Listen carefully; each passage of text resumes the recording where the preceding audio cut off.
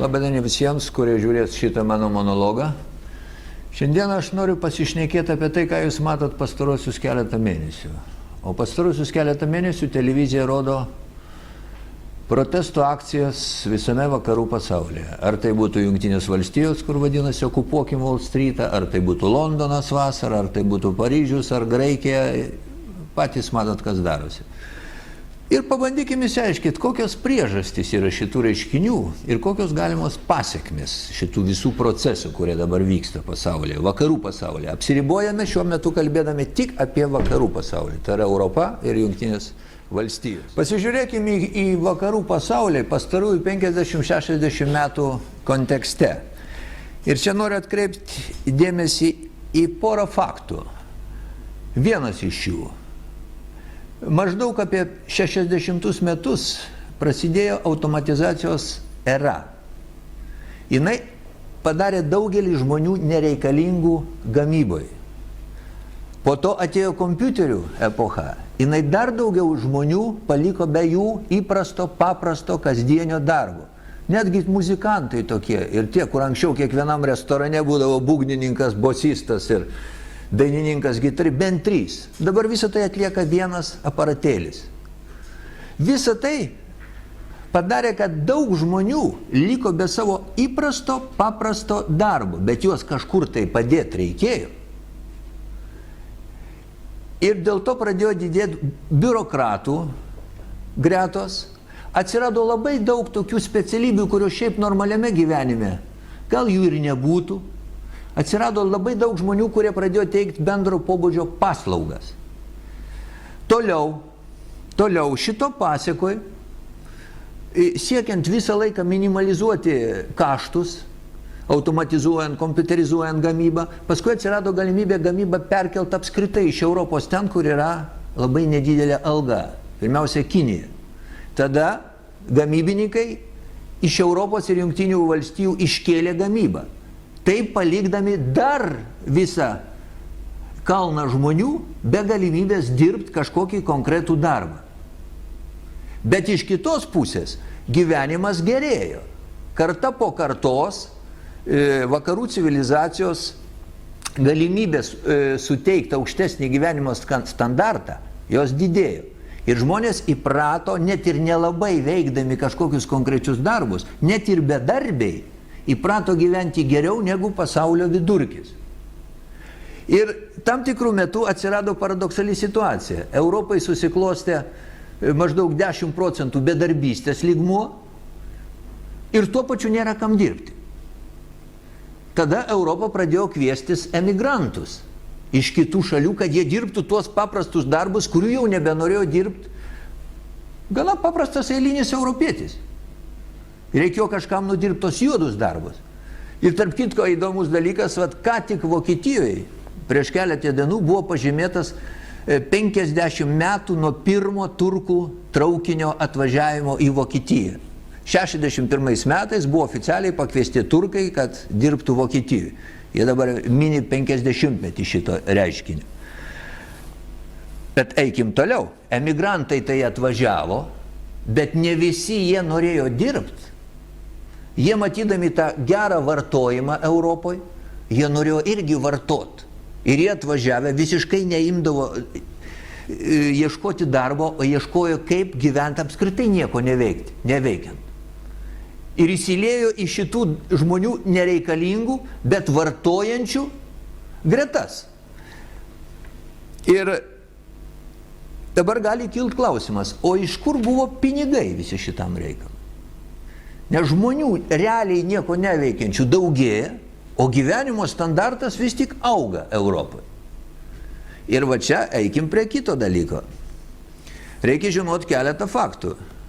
71 metais buvo panaikintas aukso standartas. Pinigus buvo galima spausdinti, ne prie nieko jos nerišant. Tai vienas dalykas ir tas procesas buvo paleistas. Kitas dalykas, pinigai buvo, vyriausybės pradėjo pinigus ne kaip buvo iki 70 metų, skolindavo valstybės centrinis bankas vyriausybei, arba skolindavo, arba per vyriausybinius popierius, bet Centrinis bankas finansuodavo vyriausybę. Nuo 70 metų finansavimas buvo gaunamas iš pasaulio rinkų. Kitaip sakant, valstybė, vyriausybė skolina, kaip dabar Lietuva, jinai skolinasi iš pasaulio bankų įvairiausių. Iš kitos pusės, pats skolinimosi mechanizmas, pati galimybė pasiskolinti pinigus, labai supaprastėjo. Daugelis turbūt yra girdėjęs reigonomikos savoką kaip tokia. O reigonomikos ekonomikos esmė yra, kad buvo labai pigus kreditai padaryti. Reiškia, leista žmonėms skolintis pinigus lengvai, siekiant įsukti vartojimo spiralę. Nesuprantat, kas gaunasi? Juk, kad suktųsi va šitas kapitalistinis mechanizmas dabartinės civilizacijos, mes turim vis vartot, kasdieną vartot ir vartot, kad fabrikai galėtų dirbti, kad būtų mokamos algos. Kai tik sustoja vartojimas, visas tas mechanizmas sustoja. Čia tai kaip voverė rate, kur kol jinai bėga, tol ir ratas sukasi. Ir dėl to buvo pradėta visokiojopai skatinti va tais pinigais tą vartojimą. Dabar dar vieną reikia turėti omeny. Pats demokratijos mechanizmas, rinkimai, kada valdžia yra renkama 4 metams tik tai tie valdžios žmonės ir žiūri į gyvenimą 4 metų perspektyvai. Jam svarbu, kad jį dabar išrinks. Jisai 4 metus pabus, prezidentas dar vieną kadenciją gali būti ir viskas. Vadinasi, jisai gali lengvai žadėti, žinodamas, kad galima pasiskolinti lengvai pinigus. Jisai žada rinkėjams, kad jūs už mane balsuokite, aš jums pakelsiu pensijas, padidinsiu išmokas, tą padarysiu, aną padarysiu. Jis yra išrenkamas, jis labai lengvai pasiskolina pinigus, va šitų mechanizmų dėka, kur sakiau, ir iš tikrųjų pakeldavo tas išmokas, pensijas ir panašiai. Taip didindamas vartojimą ir mažindamas žmonių norą gyventi pagal galimybės, taip pat viliodamas va šitos emigrantus į Europą atvažiuoti irgi pasinaudoti šito mechanizmu. Ir žiūrėkit, kas atsitiko tokioje Prancūzijoje. Dauguma imigrantų tai važiuoja nedirbti, o važiuoja gauti išmokas už vaikus. Ir apsimoka atvažiuoti į Prancūziją, motinai su keliais vaikais, ir šita socialinė sistema Prancūzijos leidžia jai nieko nedirbant pragyventi. Bet visa tai sukūrė kokias problemas? Pirmiausia, žmonės įprato gyventi ne pagal realias galimybės. Žmonės Europoje, tie tikrieji, senieji europiečiai, atprato dirbti vadinamus juodus darbus. Net tokios specialybės kaip gydytojas vakarų Europoje nėra laikomos prestižinė. Gydytojo specialybė neprestižinė Europos, vakarų Europoje. Toliau, Europa, bandydama užpildyti tas juodo darbo vietas, prisikvietė emigrantų, kurie taip pat neįsiliejo į Europos visuomenę. O tas vadinamas multikulturalizmas, kur jau dabar visi pripažįsta, kad tai yra žlugęs reikalas. Jie atvažiavo vartoti. Atvažiavo vartoti ir atsivežė savo kultūrą, atsivežė savo civilizaciją ir šiandieną mes turim konfliktinę situaciją Europoje. Ne tik ekonominė prasme, bet ir tokia etninė, civilizacinė prasme. Sakykime, šiandien yra svarstomas klausimas Norvegijoje, Olandijoje, Anglijoje apie šariato teismų įvedimą. Rimtai yra svarstomas klausimas, vienas iš paskutinių Norvegijoje, kadangi jau yra dalis musulmonų, jie ar taip laikosi šito šariato įstatymų, kad tai jau būtų pripažinta valstybiniam lygyje. Bet dalis tai Norvegijos visuomenė su tuo nesutinka. Jie mato, į ką virsta jų šalis. Iš čia yra Breiviko fenomenas, bet čia mes dabar apie jį nešnekėkime. Ir vėlgi grįžtu prie to, kodėl šitą buvo galima daryti. Tik dėl to, kad maždaug nuo 70 metų atsirado galimybė praktiškai neribotai emituoti nieko nepadengtus pinigus ir vyriausybės lengvai galėjo tos kreditus gauti ir išdalinti žmonėm. Taip pat kreditų gavimas palengvėjo ir žmonėms, ir kompanijoms, biznio struktūroms, savivaldybės, miestai. Ir dabar žiūrėti, į ką mes atėjom šiai dienai. Dar vieną dalyką reikia pridėti. Atsiradus va šitiem nieko nepadengtiems pinigams, uždirbti pinigus žymiai greičiau buvo galima va šitoj finansinių spekulacijų erdvėj, o ne realiam biznį. Ką man gamint kažką tais? Sunkiai vargti, ieškoti rinkų, jeigu aš galiu nueiti į finansų rinką, spekuliuodamas akcijomis, derivatyvais, futuresais ir galybė kitų visokių finansinių instrumentų išvestinių. Tu ten gali labai greitai uždirbti pinigus. Ir po truputėlį dalis finansų, kurie sukasi spekuliaciniai rinkoje, pasidarė dominuojanti.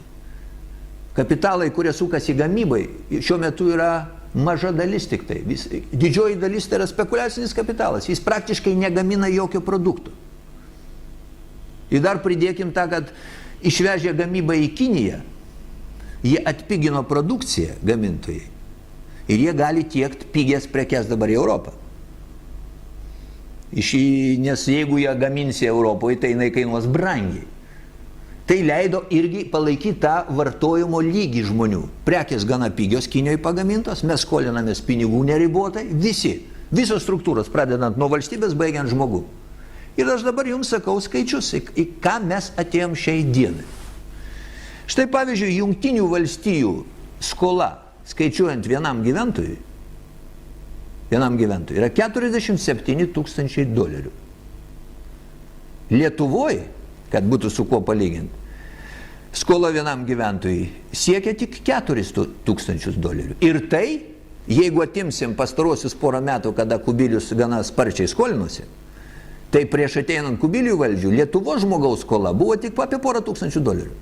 Palyginkit, 2000 lietuvio ir 47 tūkstančiai Jungtinių valstijų žmogaus skola.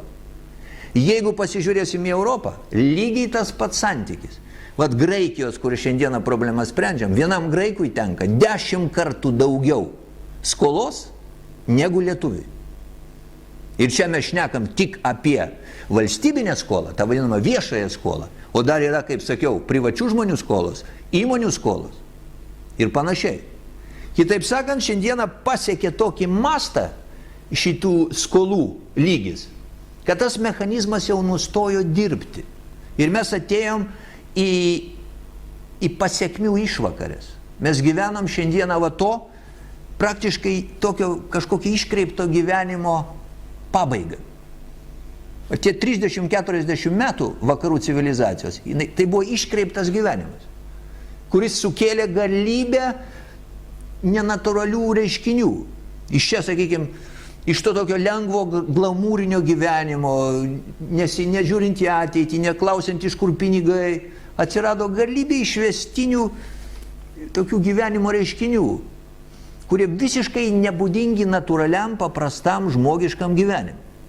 Ir šitas problemų kamuolys šiandieną ir išveda žmonės į gatves. Eikim dabar toliau, kokios apskritai gali būti pasekmės viso šito dalyko. Ką mes šiandieną turim? Nes mes, sakau, gyvenam pasiekmių išvakarėse. Jau prasideda to gyvenimo, neteisingo gyvenimo pasiekmes. Aš jums vėlgi sakau skaičius. Mes esame įpratę galvoti, kad vakarų Europa yra labai turtinga. Kad yra turtingos šalis. Bet aš jums sakau skaičius. Nei viena ES valstybė neturi teigiamo biudžeto. Visos valstybės ES daugiau išleidžia, negu surenka pinigų į biudžetą. Ir tas skirtumas tai yra ne kapeikos. Sakykime, Vokietijos biudžeto deficitas kasmet siekia keliasdešimt milijardų eurų. Praeitais 10 metais tai buvo apie 50 milijardų. Vokietijos deficitas biudžeto. Kreipkite dėmesį, kodėl skaičiuoju visada nuo BVP, aš nenoriu sudėtingų vartoti terminų. Nuo BVP tai yra tik 3% ir visi atrodo, kad nedaug. Bet jeigu paskaičiuosi nuo realaus biudžeto, štai kokie skaičiai yra. Ir taip yra visos Europos valstybės. Visos. Ir tai yra ne tik šiemet, tas buvo pernai, tas bus kitais metais. Dabar imkim kitą rodiklį. Visos ES valstybės, išskyrus Vokietiją, turi neigiamą užsienio prekybos balansą. Kitaip sakant, jos daugiau perka, negu parduoda į užsienį. Ar tai būtų Lietuva, ar tai būtų Prancūzija, ar tai būtų, nežinau, Vokietija, teisingai, atsiprašau, Vokietijos kaip tik yra vienintelė, kuri daugiau dar parduoda negu perka. Visos kitos turi neigiamą ir čia balansą. Sakykime, Prancūzijos užsienio prekybos deficitas yra irgi keliasdešimt milijardų eurų. Dabar pasižiūrėkim, kokios jų sumarinės skolos šitų valstybių. Prancūzijos skola šiuo metu valstybės viešoji skola yra netoli 2 trilijonų eurų. Vokietijos skola yra netoli 2,5 trilijonų eurų. Ir čia yra tik valstybės skola. O dar yra, kaip sakiau, žmonių skolos, ūkio subjektų skolos, miestų skolos ir panašiai.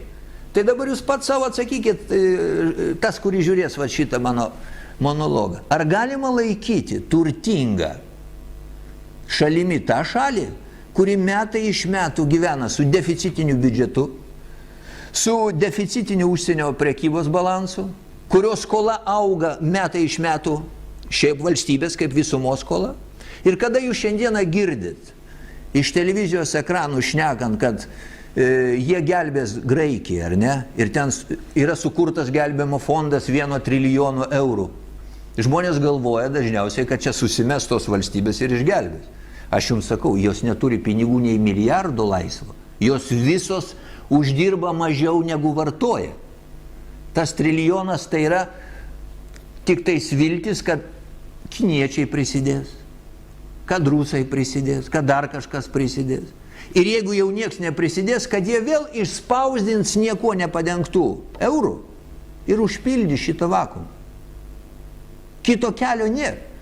Tarp kitko, jeigu kalbam apie biudžetus, tai Kinijos biudžeto proficitas yra, jie visada daugiau uždirba negu išleidžia, Kinija, Rusija turi pliusinį biudžetą, o ES valstybės visos turi neigiamą biudžetą.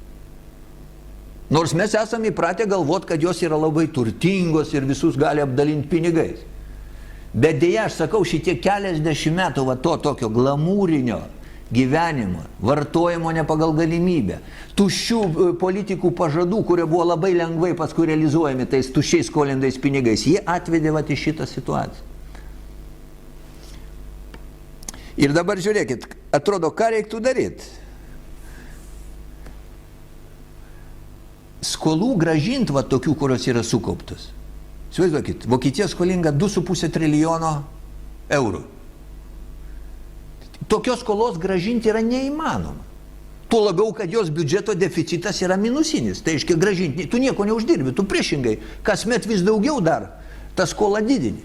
Jungtinių valstijų skola 15 trilijonų jau dolerių. 15 trilijonų dolerių. Jų kasmetinis biudžeto deficitas Jungtinių valstijų yra irgi apie 1,5 trilijono dolerių jie daugiau išleidžia negu surenka. Kasmet. Per pastaruosius 3 metų va šitų, kur atseit krizė ir jie atseit kažką daro. Mums taip nori pranešti iš televizijos ekranų, kad yra priemonės, kažkas yra daroma. Taip ir tos 3 metų Jungtinių valstijų skola tik išaugo, Graikijos skola tik išaugo, visos Europos skola tik išaugo. Suprantat, štai kad davė gelbėjim, dėl to, kad skolų gražinti niekas ir nesiruošia. Visi, mano supratimu, visi jau mato, kad tų skolų gražinti iš principo yra neįmanoma. Dabar kokia lieka problema? Norint palaikyti šitą vartojimo lygį, kuris buvo iki šiol, reikia ir toliau skolintis, kito mechanizmo nėra. Bet skolintis jau neišeina, nes skolos yra tokios didelės, kad jau nebelabai kas perka tos vertybinius popierius, sakykime, Graikijos. Kada jūs girdite iš televizijos ekranų šnekant, kad, pavyzdžiui, tokia frazė, nurimo rinkos, arba reikia nuraminti rinką. Aš manau, kad retas iš jūsų galėtų paaiškinti, kas yra turimo omeny. Arba su džiaugsmu praneša, pagaliau rinkos nurimo. Aš jums paaiškinsiu, kas yra turimo omeny. Valstybės nori skolintis ir gyventi va tais neuždirbtais pinigais su nedideliais procentais. Tie nedideli procentai tai yra 2-3 procentai metinių. Ir va už tiek skolina Vokietijai dažniausiai. Kadangi tai yra patikima atseit valstybė, jinai iš tikrųjų eksportuoja daugiau negu importuoja, jinai kada skolinasi savo, jinai skolinasi vat maždaug tokiam diapazone 2-3 procentai.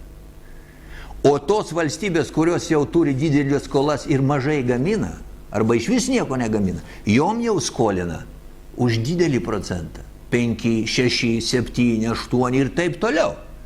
Ir jūs suprantat, kiekvienasgi suvokėt, jeigu jūs pasiskolinsit, pavyzdžiui, už 10% metinių, tai jūs papjaus jau nekalbant, kad tos skolos jūs gražinti negalėsit, jūs net procentų negalėsit išmokėti. Ir štai Graikija ir atėjo į šitą momentą, kada jai niekas neskolina už mažus procentus. Jai skolina tik už labai didelius. Tada jinai sako, man tiek per brangu. Ir tada šaukia visai Europai, gelbėkit mane. O ką tai reiškia gelbėkit mane? Reiškia, paskolinkit man pigiai. Ir kas tai gali padaryti? Padaryti tai gali tik tais Europos centrinis bankas, pripiešęs praktiškai eurų ir jiems davęs pigiai. Ką jie ir daro šiuo metu? Jie perka, centrinis bankas perka valstybių tuos vertybinius popierius ir taip finansuoja jų tą skolą. Aš bandau šito jums paaiškinti, kad jau ir skolintis daugiau nebeišeina. Skolos grąžinti niekas ir nemano, nes nėra iš ko, mes visi visą laiką su kiekvienais metais vis labiau prasiskolinam, ne tai, kad ją grąžinam. Pavyzdžiui, Lietuvos skola, jinai kasmet auga. Niekas net nesvarsto, kaip mes ją atiduosim. Ir kitiem metam yra numatyta vėl skolą išauginti, suprantat? Net kalbos nėra. Ir čia ne tik Lietuvoje, visoje Europoje ir Jungtinėse valstijose. Visi šneka tik kaip pasiskolinti, kaip nuramintas rinkas ir juose pigiai pasiskolinti. Bet žiūrėkit, skolos grąžinti mes nesiruošiam, bet ir skolintis darosi problematiška, ar ne? Tada koks kitas mechanizmas? Gal nurašyti galima tas skolas? Daug kas sako, tai gal galima nurašyti. Nurašyti neišeina dėl to, kad kažkieno skola, tai yra kažkieno tais balansė. Ir jeigu jūs šiandieną nurašytumėt Graikijos skolas visas, tai net, aš manau, ir Lietuvos pensijų privatus fondai, žiūrėkit, bus nusipirkę koks vienas kitas, kokį Graikijos popierių vertybinį. Ir jeigu Graikija bankrutuoja arba yra nurašomos jos skolos, tai mūsų pensijų fonde atsiranda skylė.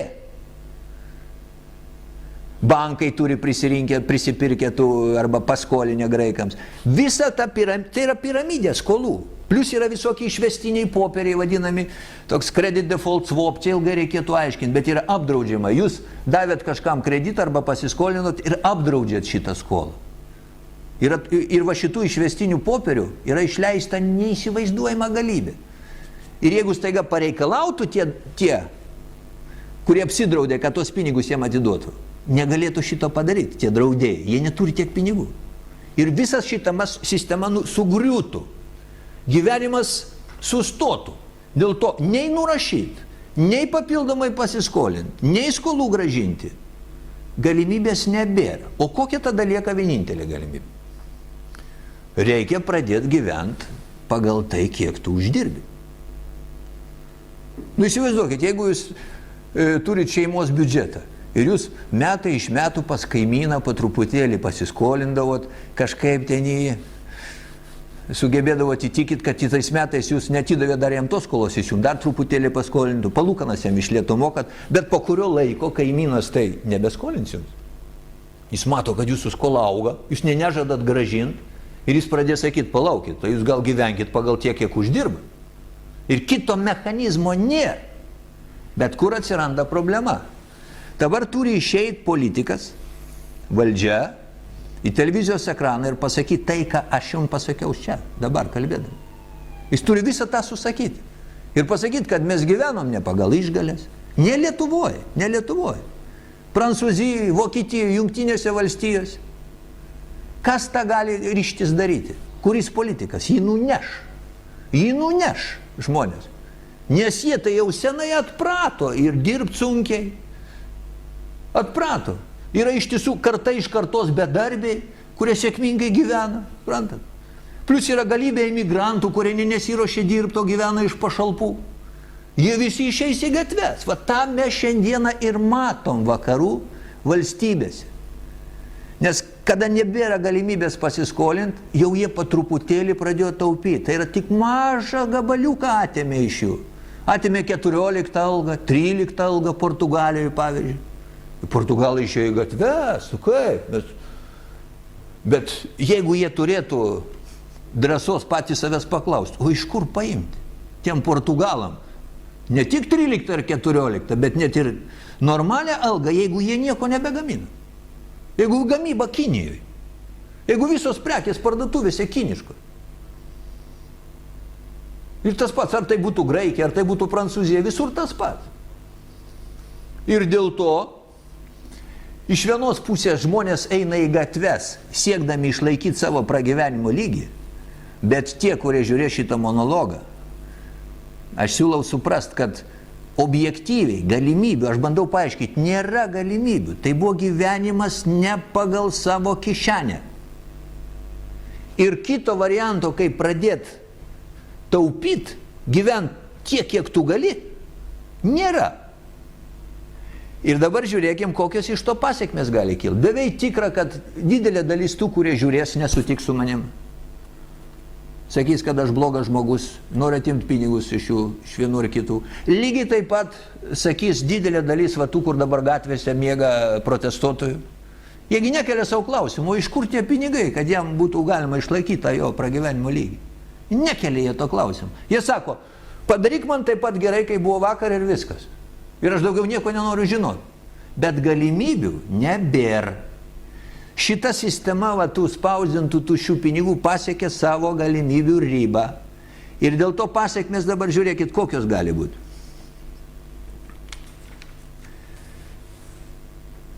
Pirmiausia, atsiranda daug kas, taip pasakykim, daug kas tikisi, kad žmonės yra protingi, susirinks, va dabar posėdžiauja tas vadinamas 20-tukas pasaulio ir jie susitars. Ir kažkokį tai sprendimą ras. Nu dabar pažiūrėkim ramiai į šitą situaciją. Padėtis vienodai blogai yra tiek Jungtinėse valstijose, tiek Europoje. Gamybos priemonių šiandien yra daugiau, negu gali žmonės suvartoti pagamintų prekių. Vadinasi, į tą likusį vartotoją, į tą jo galimybę pretenduoja Kinija, pretenduoja Jungtinės valstijos, pretenduoja Europos Sąjunga, visi pretenduoja į tą patį kąsnelį. Reiškia, konfliktas yra užprogramuotas pačios situacijos. Ir tikėtis, kad galima gyventi ir toliau bus draugiškai, aš sunkiai įsivaizduoju. Kiekvienas pradės kovoti už save, ieškoti savo geresnio sprendimo, ir atitinkamai tas bus konfrontacija su kitais. Dabar žiūrėkit, tik pabandykit, kodėl Kinija taip veržiasi į Europą dabar. Jinai nori kuo daugiau čia apipainiot Europos Sąjungą, kad tik jinai neuždarytų sienos kinietiškom prekiam. O tada, jeigu tu būsi iš Kinijos prisiskolinęs pinigų, kaip tu pasakysi kiniečiui, kad žinot, jūs neveškit pas mus tų prekių, arba uždėsime jums muitų mokesčių. Nes jiem irgi reikia eksportuoti kiniečiams, kad jie turėtų tą pliusinį biudžetą. Situacija yra praktiškai, taip draugiškai, mano supratimu, nebeįsprendžiam. Ir ne veltui šiandieną Jungtinės valstijos, aš tai bent jau suprantu, jie bando spręsti savo reikalus. Va šitais karais po visą pasaulį. Yra tokia teorija vadinama kontroliuojamo chaoso, ką jinai sako, pačių Jungtinių valstijų ideologų sukurta, kad gyvenimas blogės visame pasaulyje, bet jis turi kitur blogėti labiau negu Jungtinėse valstijose. Ir tada ten vis tiek bus geriau negu kitur. Yra logikos tame sprendime, yra. Ir iš čia matyt eina tie karai. Libijoje, dabar Sirija, ten Iranas ir taip toliau ir panašiai. Čia ta pati Afrika juk, jie pretendavo, Kadafio galbūt viena iš pačių didžiausių nuodėmių buvo, ne nafta, o tai, kad jis sumanė atsiplėšti nuo dolerio, nuo šitos sistemos. Jis norėjo sukurti Afrikos tokią valiutą bendrą, emituoti pats pinigą. Nes šitą progą verta pasakyti vieną dalyką. Pažiūrėkit, kad jūs kiekvienas iš žiūrėsinčių gautumėt eurą arba dolerį, jūs turit kažką realiai padaryti, parduoti, arba nuvažiuoti į vakarus, parduoti savo darbo jėgą, arba, kaip žemė Lietuvos galim parduoti ir gausim dolerį arba eurą, ar ne? O tie, kurie perka už tos dolerius ir eurus, tai galų gale, aš jau sakiau pradžioj, tie pinigai yra nupiešti, jie nieko neverti. Ir mes, kad gautume tą eurą, turim dirbti juodai, o tas, kuris jį mums moka, gali kompiuterį vieno mygtuko paspaudimu šitą emituoti šitą pinigą. Įsivaizduokit, kokiai situacijoje mes gyvename. Fantasmagoriška situacija, to žmogui yra sunku patikėti turbūt. Man kas pačiam būtų prieš 20 metų šitos dalykus aiškinęs, aš būčiau nepatikėjęs. Bet kai aš 20 metų šito dalyko domiuos, gilinuos, ir man atrodo, pradedu šiek tiek suprast, kaip funkcionuoja visa šita pinigo emisija, kur yra viso šitos situacijos šaknis. Tai tiesiog, stebiesi, kaip gudriai susukta sistema, kaip tie, kurie gali kontroliuoti tą pinigo emisiją, kaip lengvai jie gauna realius produktus už visiškai tuščią popierių. Bet šitą jau pradeda suprasti daug kas pasaulyje.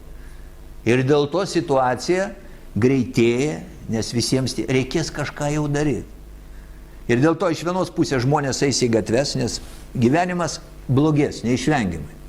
Nebėra galimybių gyventi taip, kaip gyvenom iki šiol. Ta juk jau ne tik aš sakau, jūs turbūt girdite, jau tą ir Merkel sako, ir Sarkozy, kad reikia kažką daryti, taip gyventi nebegalim. Žmonės nesutiks, žmonės eis greičiausiai į gatves ir kovų aršumas didės gatvėse. Tada valdžia turės darytis griežtesnė, neišvengiamai, kad suvaldyti šitą situaciją, griežtės valdžios veiksmai. Šita dabartinė karta įvairiausių prezidentų Europos greičiausiai nueis ir ateis tie, kurie bus gerokai griežtesni, gerokai labiau autoritariniai. Nereikia užmiršti, kad prieš karą antrą pasaulinį visoje Europoje buvo autoritariniai režimai. Mums atrodo, žinot, kad tas gyvenimas, kuris dabar yra, ir jis jau susiklostė ir tęsis, tęsis, šimtmečiais ramiai. Taip nebūna gyvenime. Gyvenimas dėja yra labai permainingas. Ir nereikia užmiršti, kad viskas labai greit gali pasikeisti. Ir šitą situaciją, jinai reikalaus ir kitų žmonių. Ir vienas iš tokių žmonių, kitų metų pavasarį bus rinkimai Prancūzijoje, prezidento rinkimai. Ir vienas iš tokių žmonių, kuris jau pretenduoja realiai į prezidento postą, įeina į 2-3 šiuo metu populiariausių kandidatų sąrašą, tai yra Marina Le Pen, moteris. Ir štai jos programiniai šūkiai. Šiandien. Jeigu ją išrenka prezidente, jinai išeina kartu su visa Prancūzija iš eurozonos, jinai išstoja iš Europos Sąjungos, jinai išstoja iš NATO, jinai pradeda kontroliuoti migrantų atvykimą į Prancūziją ir daro viską, kad grąžintų gamybą atgal iš Kinijos į Prancūziją. Čia yra jos programiniai šūkiai. Ją remia milijonai prancūzų šiandien. Ar jinai sugebės šitame etape laimėti, aš aišku nežinau. Nes daugelį žmonių bijo jos, suprasdami, kad jos ateimas reikš ir jie dar nori gyventi tą seną, tą glamūrinį gyvenimą. Jie nenori palikti ir nenori girdėti, kad galimybė jau šitų nėra. O jinai sako, kad nebėra, žmonės, darykim kažką tai. Bet kuriuo atveju, jeigu jos dabar neišrinks, gerai išrinks kitą, tokį patį, bet truputį vėliau. Kitaip sakant, gyvenimas keisis. Keisis Europoje iš esmės, mano supratimu.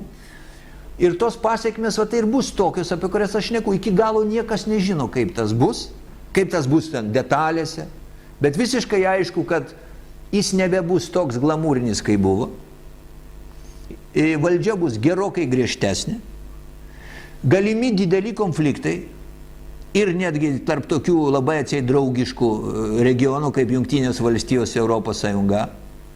Nes jos pretenduoja į tą patį pyrago gabalą, į tą patį. Kaip mes nenorėtume, kad jie būtų, žinot, kaip tėvas su motina, kad būtų bendra šeima ir mes visada orientavomės į vakarus. O vakarai yra labai skirtingi ir turintys priešingus interesus. Ir šita šeima neišvengiamai greičiausiai skils. Jeigu pačios Jungtinės valstijos dar išspręs savo problemas, ten jų yra ir skolos, ir vidinės įtampos, ir kiniečiai, ir meksikiečiai, ten yra jau parakas išdžiūvęs. Jungtinės, čia atskira kalba būtų, bet ten parakas išdžiūvęs. Daug kas lygina dabartinę Jungtinės valstijas su Tarybų Sąjungos pabaiga. Tokių galima internete užtikti labai daug lyginimų. O dabar pasižiūrėkim į Lietuvą šitam kontekste pabaigai. Pirmiausia klausimas, kodėl Lietuvoje nevyksta tokie dalykai. Niekas neišeina į gatves, arba jeigu išeina, tai būna gana tokie smulkus, ten turgininkai arti nesugebėjo susirinkti rimtai pasipriešinti. Mano supratimo atsakymas yra tame, kad didžioji dalis žmonių, mūsų, Lietuvos gyventojų, nesieja savo ateities su Lietuva. Dauguma nori išvažiuoti, jie galvoja, kad čia gyvenimas neperspektyvus, važiuosiu tenais. Ir tada, jeigu tu galvoji, kad tu čia negyvensi ir savo vaikų neauginsi, tai kam čia yra aistras, ar ne? Palikti. Ir tu pakenti, čia lyg jau ir ne tavo reikalas. Aš čia tik versiją sakau, gal yra kažkokios kitos priežastys. Bet manau, kad šita irgi priežastis yra. Jeigu statistika rodo, kad dauguma jaunų žmonių nori išvykti, tai aišku, jisai čia ir nesieks kažkokių permainų, jis važiuos ten kažkur. Bet tas, kuris važiuos, aš siūlyčiau jam įsiklausyti tą, ką aš sakiau.